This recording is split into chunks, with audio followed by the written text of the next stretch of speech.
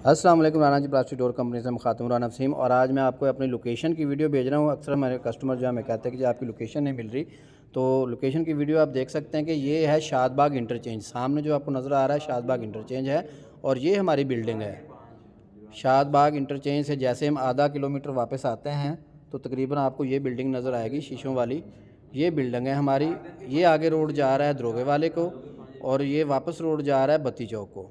ये ring road के साथ सर्विस रोड है, ये बत्ती चौक को जा रहा है। और ये सामने इंटरचेंज है शादबाग इंटरचेंज। जिसने भी अगर हमारे पास आना हो वाया रिंग रोड, तो वो रिंग रोड एयरपोर्ट की तरफ से अगर आता है तो वो शादबाग इंटरचेंज पे उतर के वापस आधा किलोमीटर आएगा तो आपको ये बिल्डिंग नज़र आ जाएगी। और अगर आप बत्ती चौक से आते हैं तो आपने शादबाग इंटरचेंज से उतर के तो अंडरपास के ज़रिए से होकर इस साइड पे आना है। ये सामने इंटरचेंज है और ये हमारी लोकेशन है, आप देख सकते हैं। Rana ji plastic door company, Shadbagh interchange, Lahore.